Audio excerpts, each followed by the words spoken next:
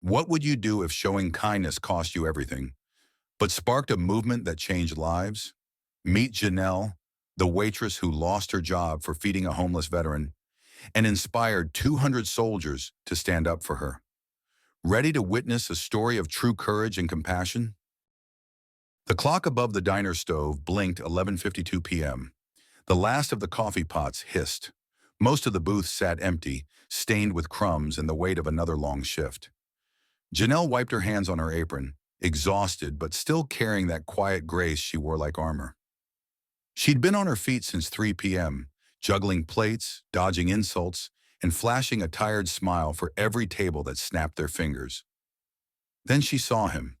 Out beyond the frosted glass windows, huddled against the side of the building, was a man in layers of torn fabric.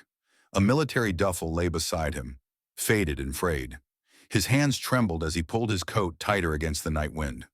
The others didn't notice him. Or maybe they did and looked away. But Janelle didn't look away.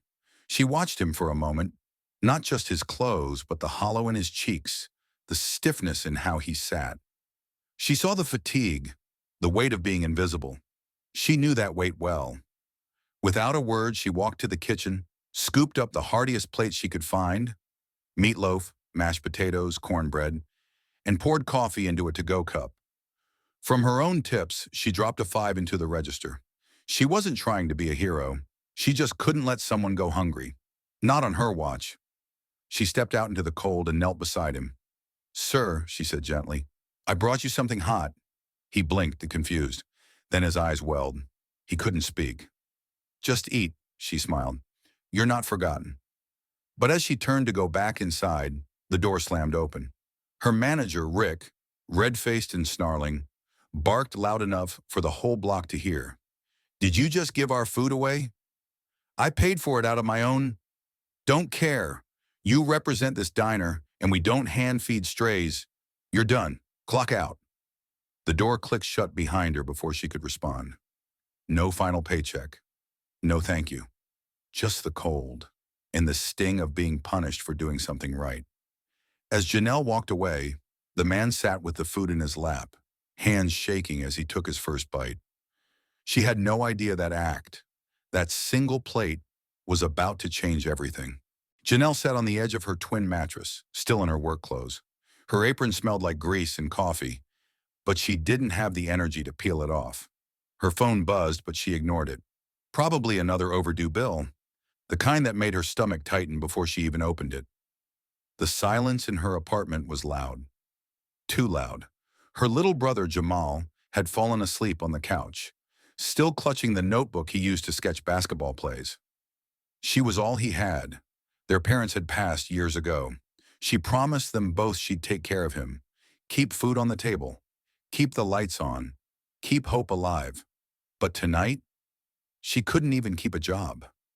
She stared at the cracked ceiling, replaying the scene at the diner again and again.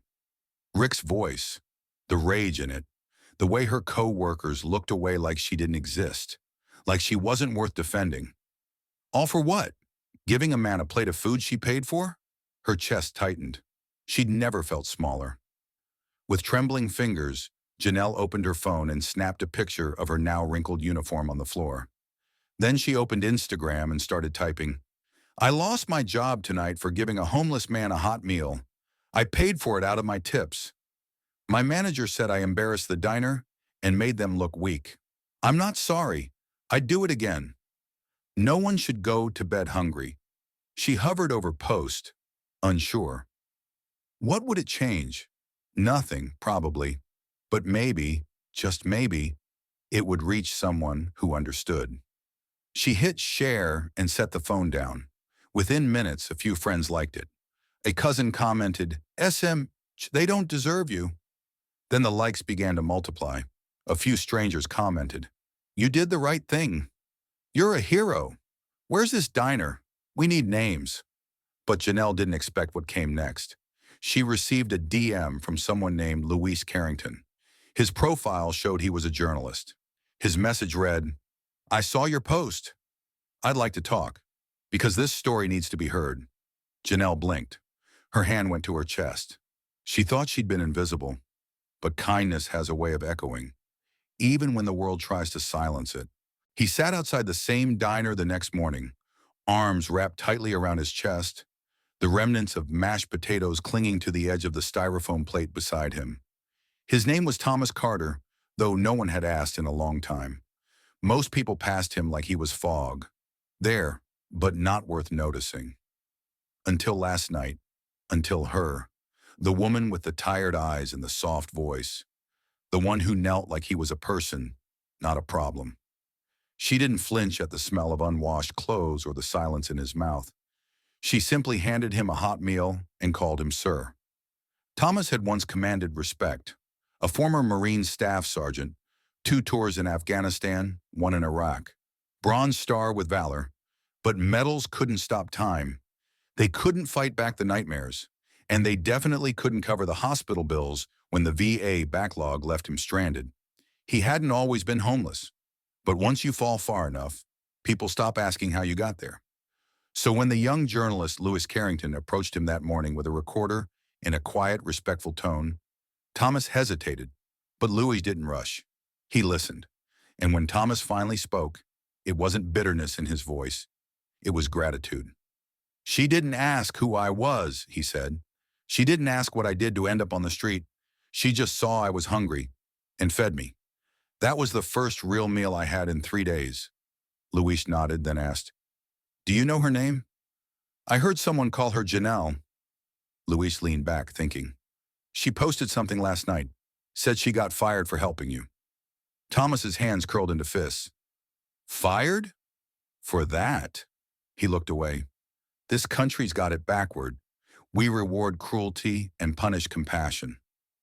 Louis took down every word. He left that sidewalk with more than just quotes. He had a story. A soldier fallen through the cracks, a waitress who gave her last to help him, and a diner that fired her for it. That evening, Louise published the article under one simple headline: "The meal that cost her everything, a waitress, a veteran, and a country's shame." It didn't just go viral, it lit a fire. By dawn, the internet was already buzzing. Lewis Carrington's article dropped at 6:02 a.m., and by 6:17, the headline was being retweeted by veterans groups, activists, and local news anchors. By 7 a.m., it was on the front page of Reddit under the tag number sign Honor Janelle. At first, Janelle didn't even know. She was at the kitchen table, sipping dollar store coffee, eyes heavy from a sleepless night. Jamal was rushing out the door for school, kissing her on the cheek without seeing the worry in her eyes. Her phone buzzed again, and again, and again. When she finally checked it, she gasped. Hundreds of comments, thousands of likes, a flood of messages. Some were just clapping emojis. Some called her an angel. But one comment stopped her cold. "If that diner won't serve her, we will." It was posted by a user with the handle at vet4vet_unit138, a verified account belonging to a national veterans organization. The comment had over 12,000 likes. By noon, hashtags were trending. Shakers feed with honor, Jash Janelle Strong. Standby, her local news vans began parking outside the diner. But the manager, Rick, refused to answer questions. Instead, he posted a half-hearted apology on the diner's Facebook page, saying, "We reserve the right to enforce policy. This is not about race or politics." It backfired spectacularly. Veterans began sharing their own stories in the comment threads. Tales of being forgotten after service, denied help, or judged unfairly. And in all of them, Janelle's act of kindness became a symbol. Then something remarkable happened. A retired Army colonel shared a video. Standing in full uniform, he looked directly into the camera and said, "Janelle didn't just serve food, she served honor. And if she's out of a job, then we'll give her one. In fact, I'll be at that diner tomorrow at noon, and I'm not coming alone." That video hit 1 million views in less than 4 hours. Across the country, soldiers, veterans, and their families began tagging their units and sharing the post. Comments flooded in. "I'm bringing my squad." "She served him. Now we serve her." "Hope that diner has 200 plates ready." The internet had spoken, and the next day it would show up. The next day, the diner's parking lot looked more like a military base than a breakfast joint. By 11:30 a.m., a quiet crowd had already formed. Men and women in fatigues, retirees in full-dress uniforms, National Guard members on leave, Marines with their sleeves rolled high and boots polished sharp. Some had medals pinned to their chests, others carried folded flags in memory of friends lost. But they all came for one reason: Janelle. Inside, Rick the manager peeked through the blinds, his face pale as milk. He hadn't expected this. Cameras were everywhere. News anchors setting up tripods, interviewers whispering into earpieces, drones hovering above for aerial shots. The smell of syrup and bacon was drowned out by anticipation and fury. At exactly 12 p.m., the doors opened. The first soldier stepped in and looked Rick dead in the eye. "I'd like the Janelle special," he said. Rick blinked. "What's that?" "Whatever she used to serve. And make sure she gets the tip." The soldier laid down $100 on the counter. The next person did the same, and the next, and the next. One by one, veterans and active duty personnel flooded into the diner, ordering with the same line, placing generous tips, and requesting that receipts be made out in Janelle's name. Rick tried to save face. He smiled nervously, called in extra staff, and tried to keep the line moving. But word had already spread. Janelle wasn't there.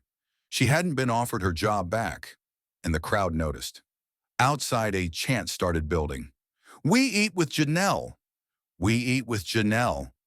That's when Colonel Bradford, the same man from the viral video, stepped forward, climbed onto a bench, and raised his voice. "This isn't just about a plate of food. It's about the kind of country we want to be."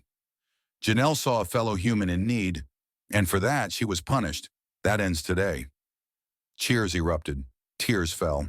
A little girl in a tiny navy hat handed out cupcakes labeled number Janelle Strong. And though Janelle hadn't come, her spirit filled every booth, every plate, every soul in that building. That afternoon, Rick shut the diner early. Not from choice, but from overwhelm. He couldn't cook fast enough, couldn't hide fast enough, couldn't silence the truth, because 200 soldiers had shown up. And they weren't just hungry for food. They were hungry for justice. Janelle sat at her kitchen table stunned, staring at the live news coverage playing on her cracked tablet. The screen showed a line of soldiers stretching around the block. Uniforms of every kind, Army greens, Marine dress blues, Air Force grays, flooded the frame. Some held signs. One read, "She served a hero. Now we serve her." Another, "Real heroes wear aprons." Janelle blinked back tears. It felt surreal. Just 48 hours ago, she was walking home jobless, humiliated, unsure how she'd keep her little brother fed. Now the world was chanting her name. Her phone buzzed again. Another DM. She'd been getting hundreds. Job offers from restaurants, messages from celebrities, small business owners offering donations, people just saying thank you. But this one made her stop cold. It was from Brigadier General Rachel Dunham, a decorated Army leader and head of the Veterans Hospitality Initiative, a program that partnered with restaurants to help homeless veterans find work and stability. The message read, "Janelle, I've watched everything unfold. I've read your story, and we need people like you. I'd like to offer you the position of National Community Outreach Director. It's a salaried role with benefits, housing stipend, and full support to finish your degree if you choose. Your job? Lead kindness campaigns across the country. Feed people. No red tape, just compassion. Let me know when you're ready to change the world." Janelle gasped. Her hand flew to her mouth. Jameer, her little brother, peeked into the room. "Are you okay?" She nodded slowly, then smiled through the tears. I think we're going to be just fine." Meanwhile, on the news, one of the soldiers was being interviewed. Janelle showed the kind of leadership money can't buy. She did the right thing, even when it cost her everything. That's the kind of person I'd follow into battle, or into a boardroom. By evening, the hashtag #sign Hire Janelle had trended worldwide, but the general had beaten them all to it. Janelle looked out her apartment window, the sun dipping low over the city. Her world had changed, but not because she chased attention, not because she sought fame, because when no one else cared, she chose to care anyway. And now the world was finally returning the favor. Janelle adjusted the mic clipped to her blazer, her fingers trembling, not from fear, but disbelief. She sat beneath the glowing lights of a national talk show studio, the city skyline glittering behind her like 1,000 tiny cheers. Across from her sat host Maya Langston, known for giving viral heroes their roses while the world watched. Maya smiled warmly. "Ladies and gentlemen," she said to the live audience, she lost her job for feeding a homeless veteran and gained the respect of an entire nation. Please welcome Janelle Hart. The crowd roared. Janelle blinked, overwhelmed by the standing ovation. A week ago, no one had known her name. Now people wore pins with her face on them and carried signs that said, "Lead with love, like Janelle." Maya leaned in. "What made you give Thomas that plate?" Janelle swallowed hard. "He looked like my dad used to, before cancer took him. Tired, hungry, forgotten. I had the money, he had the need. It didn't seem like a decision. It just felt right." The crowd murmured, visibly moved. Maya nodded. "And when you were fired, did you think it would lead to all this?" Janelle laughed softly. "I thought I'd be looking for a new waitress gig. I didn't expect soldiers lining up, generals DMing me, or this." The segment cut to video. 200 veterans chanting outside the diner, kids with signs that said, "Be kind like Janelle," and Colonel Bradford shaking her hand at a local veterans event. Maya turned back. "You've since accepted a national position with the Veterans Hospitality Initiative. You've raised over $300,000 on GoFundMe, and you're launching the Heart to Serve Foundation, correct?" Janelle smiled, her confidence blooming. "We're starting in 10 cities. Free meals, job training, shelter partnerships, all powered by everyday people who just want to do good. We're not waiting on lawmakers. We're doing it ourselves." The audience erupted again. Backstage, Thomas Carter watched from the wings, a proud tear slipping down his cheek. He was now a mentor in the same program that had helped him get back on his feet, all because Janelle refused to look away. She didn't just feed a man, she fed a movement, and now the whole world was at her table. Months later, the city was buzzing, not just from the usual hum of traffic, but from the ripple effect Janelle's story had ignited across the nation. Janelle stood at the podium of the Grand Hall, where the Heart to Serve Foundation was holding its inaugural gala. The room shimmered with crystal chandeliers and soft jazz. But the real light came from the faces of veterans, volunteers, and families who had found hope through her work. Jamal, now a confident teenager, sat proudly in the front row, holding his sister's hand. The little boy who once worried about where his next meal came from had grown into a young man who believed in miracles, because his sister was one. Janelle took a deep breath, eyes scanning the crowd. Among them sat General Dunham, Colonel Bradford, Thomas Carter, and dozens of soldiers who had stood by her when she needed them most. She smiled, remembering the day she lost her job for an act of simple kindness, and how that moment, which could have crushed her, instead became the spark that set everything ablaze. "My story isn't special," she told the room, her voice steady and strong. "It's a story about what happens when we choose humanity over hate, when we choose compassion over cruelty, when we refuse to turn away from those in need, even when it costs us." The crowd erupted in applause. Outside, reporters waited eagerly for her next move. Janelle didn't just want to be a symbol, she wanted to create lasting change. The foundation was already expanding into rural communities and partnering with corporations to create jobs for homeless veterans and low-income families. She looked at Jamal again, and then at Thomas, who gave her a respectful nod from the side. Her journey from fired waitress to national hero wasn't just about one meal. It was about millions of meals to come, about a future where no one went hungry and every act of kindness was met with another. Later that night, as the gala wound down, Janelle walked outside into the quiet city streets. The cold air hit her face, but she felt warmth in her chest, because she knew this wasn't the end. It was just the beginning, a legacy born from courage, compassion, and the unshakable belief that even one person, one waitress, could change the world. And Janelle was ready to keep serving. Sometimes the smallest acts of kindness echo the loudest. Janelle's story proves that courage isn't just on the battlefield. It's in standing up for what's right, even when no one's watching. Because when we choose compassion, we don't just change one life, we change the world.